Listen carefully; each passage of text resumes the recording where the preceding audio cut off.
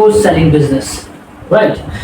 अगर course selling business start करना है तो ऐसे कौन से पॉइंट्स हैं जिनको अगर हम नोट करें, जिनको हम अपने माइंड में नोट डाउन कर लें और उस पॉइंट से रिलेटेड अगर हम आगे बढ़ें, यानी कि उस पॉइंट्स को हम स्ट्रैटेजी मानकर अपना फॉलो करें तो हमारा कोर्स सक्सेसफुल होगा। ठीक है, अगर तुम्हें नहीं पता है तो इस वीडियो में मैं तुम्हें बताने वाला हूँ कि वो कौन से पॉइंट्स से कितने पॉइंट्स हैं जिनको अगर तुम अच्छे से नोट डाउन करोगे, अच्छे से रिमाइंड करोगे, है ना, अच्छे से बार बार रिमाइंड करोगे, रिकॉल करोगे और उसके ऊपर, इन पॉइंट्स के ऊपर अगर तुम एक सक्सेसफुल कोर्स बनाना चाहो तो तुम बना सकते हो, राइट।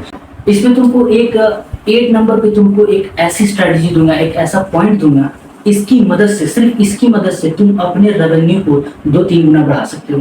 यस, तुम यकीन नहीं करोगे, 8 पॉइंट इतना ज्यादा स्ट्रॉन्ग है, इतना ज्यादा वैल्यूएबल हो सकता है तुम्हारे लिए। 7 पॉइंट भी, ये 7th पॉइंट जो है इसमें तुमको वो भी बहुत ज्यादा हेल्प करेगा, मगर उससे भी कहीं ज्यादा तुमको 8 पॉइंट हेल्प करेगा, 8वां पॉइंट। ठीक है, तो अभी जो हम यहाँ पर डिस्कस करने वाले हैं उसको गौर से देखना और अपने बिजनेस में इम्प्लीमेंट करना है, राइट। तो सबसे पहले देखो course selling business,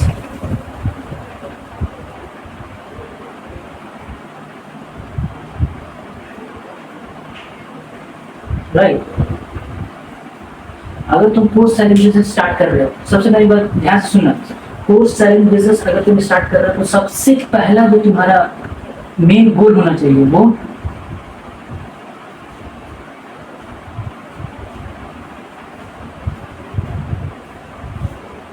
target audience, right. It means के टारगेट ऑडियंस मतलब कि जो तुम अपना कोर्स सेलिंग बिजनेस स्टार्ट कर रहे हो तो उस कोर्स सेलिंग बिजनेस में तुम किस प्रकार का कोर्स सेल करोगे, ठीक है, और वो जो तुम कोर्स सेल करोगे उसकी ऑडियंस तुम्हारी क्या होगी। क्योंकि इस बात को समझो, हर कोई तुम्हारा कस्टमर नहीं होगा। ठीक है, मान के चलते हैं कि अगर हम एक मैथ्स के कोचिंग के टीचर हैं, ठीक है, तो जितना भी स्टूडेंट जो पढ़ रहे हैं स्कूल कॉलेजेस में हैं, ठीक है, यहाँ तक 10th तक तो तुम्हारा सही था, 10th तक तो हर स्टूडेंट्स को मैथ्स पढ़ना ही था, ठीक है। लेकिन जैसे 10th पार हुआ, 11th 12th में आ गए तो यहाँ से तो अब जो सब्जेक्ट है वो बढ़ जाता है ना। तो इस बात को समझो कि हर स्टूडेंट, हर ऑडियंस तुम्हारा कस्टमर नहीं होगा, तो तुम्हें अपने टारगेट ऑडियंस को डिफाइन करना पड़ेगा। ठीक है, अगर मैं कहूँ कि मेरा फेसबुक एड्स का कोर्स है तो फेसबुक एड्स का कोर्स कौन लेगा? जो यूपीएससी का एग्जाम देने वाला है, प्रिपरेशन कर रहा है, वो लेगा? वो तो जाहिर सी बात है वो नहीं लेगा। जो ऑलरेडी कहीं जॉब कर रहा है और वो उस जॉब से सेटिस्फाइड है, वो कह रहा है, वो चाह रहा है कि मैं गधा मजदूरी करूँ, ठीक है, तो वो भी तुम्हारा फेसबुक एड्स का कोर्स नहीं लेगा। जो लोग डिजिटल मार्केटिंग को जानते हैं, डिजिटल मार्केटिंग में अपना करियर बनाना चाहते हैं, फेसबुक एड्स से रिलेटेड अपना करियर बनाना चाहते हैं, तो उसके लिए तुमने वो कोर्स बनाया और वैसे टारगेट ऑडियंस को तुम अपना कोर्स सेल करोगे। ठीक है, यहाँ पर यानी एक चीज समझ लो, कोर्स सेलिंग बिजनेस में सबसे पहले तुम्हें डिफाइन करना पड़ेगा अपने टारगेट ऑडियंस। जो तुम्हारा प्रोडक्ट है उसके अलाइन तुम्हारी टारगेट ऑडियंस होनी चाहिए, सबसे पहला point. Now second point is clear objective. It means कि जो तुम अपने ऑडियंस को बताना चाहते हो, जो टारगेट ऑडियंस को बताना चाहते हो अपने कोर्स के माध्यम से, सिर्फ वो चीज क्लियर अपने ऑडियंस को बता दो, राइट। मतलब कि तुम्हारा कोर्स का जो कंटेंट है उसका ऑब्जेक्टिव क्लियर होना चाहिए कि ये है और तुमको ये मिलेगा। ठीक है, समझ लो, जैसे कि अगर मैं इसकी बात करूँ, इस कोर्स से क्या ऑब्जेक्टिव निकलता है कि जब ये तुम सीरीज को कंप्लीट कर लोगे तो इस सीरीज के बाद ये ऑब्जेक्टिव निकलता है कि तुम भी एक कोर्स बना सकते हो, उसको मार्केट कर सकते हो और रेवेन्यू जनरेट कर सकते हो, राइट। तुम्हारा एक क्लियर ऑब्जेक्टिव होना चाहिए। Now third point is content quality,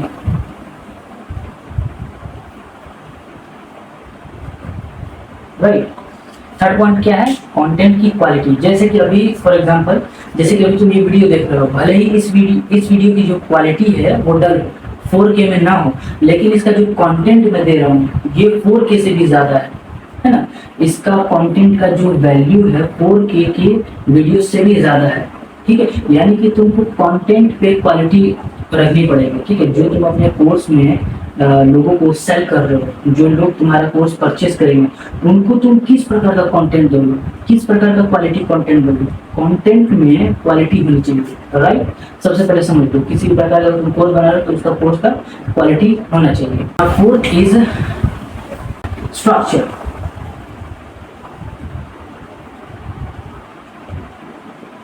right. मतलब इट मीन्स कि जब तुम कोर्स क्रिएट कर रहे हो तो तुम एक स्ट्रक्चर वे में उस कोर्स को क्रिएट करो। ठीक है, ऐसा नहीं है कि सबसे पहले बताना चाहिए था ए और तुमने सबसे पहले बता दिया डी, राइट। और उस कोर्स को एक फ्लो में बहाओ, एक स्ट्रक्चर वे में बनाओ, एक फ्लो में उसको आगे बढ़ाते जाओ। ऐसा नहीं है कि उस कोर्स में तुम बता रही हो और फिर बताते बताते बीच में चले गए कंट्रोवर्सी पे कि ये कंट्रोवर्सी क्या है, अभी इंडिया के प्राइम मिनिस्टर कौन है, इलेक्शन में क्या हुआ, वगैरह वगैरह। ये सब चीज नहीं करना है। जब तुम एक कोर्स क्रिएट कर रहे हो तो कोर्स को एक स्ट्रक्चर वे में प्लान करो और उसके बाद एक फ्लो में आगे बढ़ते चलो, right. Now fifth is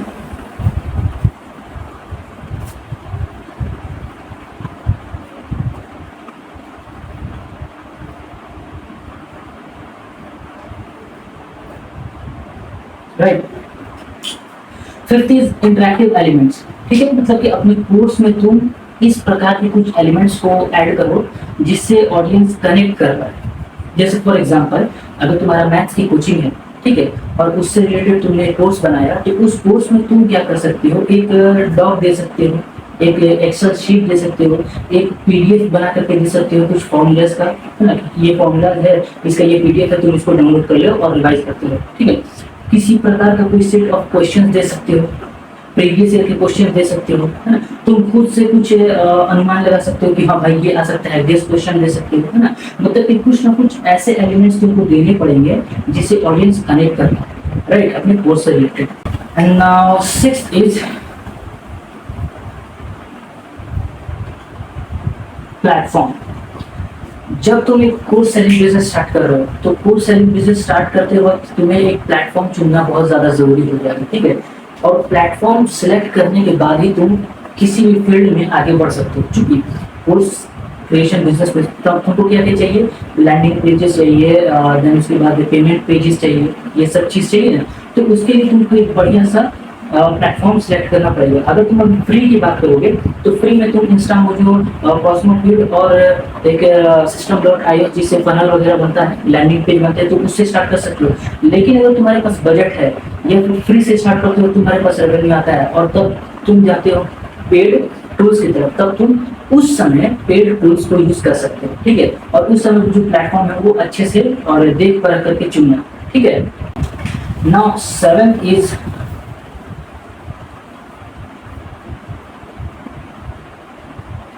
marketing. तुमने कोर्स क्रिएट कर लिया, अच्छे से टारगेट ऑडियंस डिफाइन कर लिया, क्लियर ऑब्जेक्टिव डिफाइन कर लिया, कंटेंट की क्वालिटी सही था, स्ट्रक्चर में भी सही था, एलिमेंट इंटरेक्टिव एलिमेंट जो है वो भी तुमने अच्छे से दिए, प्लेटफॉर्म भी तुमने अच्छे से कर लिया, सारा कुछ अच्छे से कर लिया, कोर्स बहुत बढ़िया क्रिएट किया है। लेकिन तुमने मार्केटिंग नहीं, इट मींस कि तुमने अपने कोर्स को मार्केट में उतारा ही नहीं। ठीक है, और अगर उतारा तो उसको उस वे में नहीं ले गए, उस ढंग से उसको मार्केट नहीं किया मार्केट में जिस वे में तुमको करना चाहिए। मतलब ये क्या है कि कोर्स तुम्हारा है एकदम 100% एकदम जेन्युइन और उसमें जो इंफॉर्मेशन दी गई है वो एकदम करेक्ट है, लेकिन उस इंफॉर्मेशन को तुम मार्केट में अच्छी तरीके से प्रेजेंट नहीं कर पाए, जिसकी वजह से तुम्हारा कोर्स नहीं चला। तो इसका मतलब हम ये नहीं कह सकते कि तुम्हारा कोर्स खराब है, इसका मतलब ये है कि तुम्हारा मार्केटिंग तरीका खराब है। ठीक है, तो इस बात को समझो, तुमको मार्केटिंग पे भी बहुत ज्यादा इफेक्टिव होना पड़ेगा, इस पे बहुत ज्यादा ध्यान देना पड़ेगा, क्योंकि मार्केटिंग एक ऐसी चीज है जिसकी मदद से तुम्हारा प्रोडक्ट है आसमान छू सकता है, और इसकी अगर गड़बड़ी हुई इसमें तो तुम्हारा प्रोडक्ट खत्म हो जाएगा, right. And now 8 is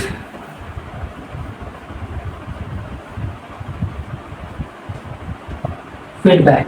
8 is feedback, right. Feedback, जिस तरीके से तुम्हारा मार्केटिंग जरूरी है, समझना बात को, जिस तरीके से तुम्हारा मार्केटिंग जरूरी है उससे कहीं गुना ज्यादा जरूरी है फीडबैक। मार्केटिंग, आई नो कि मार्केटिंग इंपॉर्टेंट है, लेकिन मेरी नजर से देखो तो फीडबैक मोस्ट इंपॉर्टेंट है। ये किस लिए, मैं तुमको बताता हूँ। जैसे कि तुमने मार्केटिंग की अपने किसी भी कोर्स या फिर प्रोडक्ट के बारे में, और बहुत से लोग ऐसे भी होंगे जो तुम्हारे ऐड को देखेंगे नहीं आएंगे लैंडिंग पेज पे, बहुत से ऐसे होंगे जो एड्स को देख करके लैंडिंग पेज पे आएंगे, बहुत से ऐसे होंगे जो एड्स को देख करके लैंडिंग पेज पे आएंगे और अपना लीड भी सबमिट करेंगे लेकिन प्रोडक्ट नहीं लेंगे, और बहुत से ऐसे लोग होंगे जो एड को देखेंगे, लैंडिंग पेज पे आएंगे, लीड सबमिट करेंगे और प्रोडक्ट को भी परचेज करेंगे। और उनमें से कुछ ऐसे लोग होंगे जो एड को देखेंगे, लैंडिंग पेज पे आएंगे, लीड सबमिट करेंगे, प्रोडक्ट परचेज करेंगे, लेकिन अगली बार वो प्रोडक्ट नहीं लेंगे, यानी कि रिकरिंग रेवेन्यू टाइप पे, रिकरिंग मॉडल टाइप पे वो चीज नहीं बनेगी। मतलब एक कस्टमर अगर आ गया तो एक बार उसने प्रोडक्ट तो परचेज कर लिया, लेकिन क्या वो दोबारा में परचेज कर रहा है या नहीं कर रहा है, ये भी मैटर करता है, ठीक है। तो फीडबैक तुम्हारा कहाँ पे ये पॉइंट करेगा, कहाँ पे तुमको मतलब बहुत ज्यादा इंपॉर्टेंट रोल प्ले करेगा फीडबैक लेने में कस्टमर्स की। जैसे कि बहुत से ऐसे बंदे हैं जो तुम्हारे लैंडिंग पेज पे आए, लीड सबमिट किया, लेकिन उन्होंने प्रोडक्ट परचेस नहीं किया, तो तुम उससे पूछो, तुम उनसे डिस्कस करो कि आपने लीड सबमिट किया प्रोडक्ट परचेस करने के लिए, लेकिन परचेस नहीं किया, नहीं प्रोडक्ट परचेस ना करने का कारण क्या है, कम से कम 2 कारण ही मुझे बता दीजिए, ठीक है। तो इस बात को समझो, अगर तुम मुझसे कहोगे मेरे प्रोडक्ट के बारे में, तो मैं तो सिर्फ तुम्हें अच्छी चीज बताऊंगा कि हाँ भाई ये मेरा प्रोडक्ट अच्छा है, बहुत बढ़िया है, मार्केट में बहुत से प्रोडक्ट हैं लेकिन वो सब खराब है, मेरा प्रोडक्ट अच्छा है, मैं मेरा प्रोडक्ट ही बोलूंगा। लेकिन अगर तुम सामने वाले के पर्सपेक्टिव से देखोगे, वो तुम्हारे प्रोडक्ट के बारे में क्या सोच रहा है, वो तुम्हारे प्रोडक्ट के बारे में क्या कह रहा है, उसका जो थॉट है वो जानना जरूरी है ना। तो जिसने लीड सबमिट किया और प्रोडक्ट परचेस नहीं किया, उससे पूछो कि तुमने प्रोडक्ट परचेस क्यों नहीं किया। जिसने लीड सबमिट किया प्रोडक्ट परचेस किया, उससे पूछो कि तुमने प्रोडक्ट परचेस क्यों किया। यस, उससे भी पूछना है कि आगे, जैसे कि हमने कहा कि ये इसका जो बेनिफिट है बहुत ज्यादा है, तो उसने क्यों प्रोडक्ट परचेस किया, बेनिफिट के कारण, टाइम सेविंग के कारण, मनी सेविंग के कारण, किस कारण, तो उससे भी पूछो। और जिसने प्रोडक्ट परचेज कर लिया लेकिन अगली बार वो परचेज नहीं कर रहा, उससे भी पूछो कि आपने एक बार परचेज किया था लेकिन अब नहीं कर रहे, रीजन क्या है। और सारे का फीडबैक जान करके उसके ऊपर वर्क करो, उसको ओवरकम करने की कोशिश करो, राइट। फीडबैक मार्केटिंग से ज्यादा रोल प्ले करता है, मार्केटिंग तो रोल प्ले करता ही करता है सक्सेस के लिए, लेकिन मार्केटिंग से ज्यादा अहम है फीडबैक, है ना। आज बड़े बड़े बिजनेसमैन इतने बड़े किंग हैं, उन्होंने फीडबैक पे ज्यादा ध्यान दिया, कस्टमर सर्विस पे ज्यादा ध्यान दिया, राइट। सो ये बहुत ज्यादा इंपॉर्टेंट हो सकता है। And now last is 9th, system. System is means तुमको एक ऐसा सिस्टम क्रिएट करना पड़ेगा, या तुम फिजिकली क्रिएट करो या वर्चुअली क्रिएट करो, कैसे भी क्रिएट करो, लेकिन तुमको क्रिएट करना पड़ेगा अपने कस्टमर को सर्विस देने के लिए, राइट है। कि मतलब अगर तुम्हारा कस्टमर तुम्हारा प्रोडक्ट लेकर के सेटिस्फाइड नहीं है, या फिर उसको किसी तरीके की दिक्कत आ रही है, तो वो तुमसे किस तरीके से कांटेक्ट करेगा ताकि इमीडिएटली उसको आंसर मिल सके, है ना। उस तरीके की तुमको यहाँ पे सिस्टम क्रिएट करना पड़ेगा।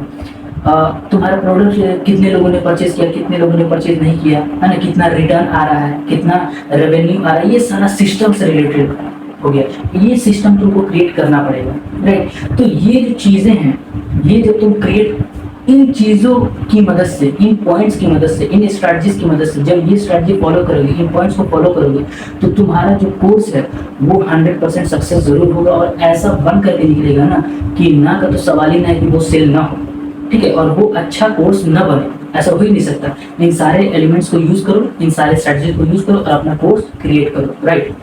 सो इस वीडियो में इतना ही, मिलते हैं आप लोग से एक और नए अमेजिंग वीडियो के साथ, तब तक के लिए बाय।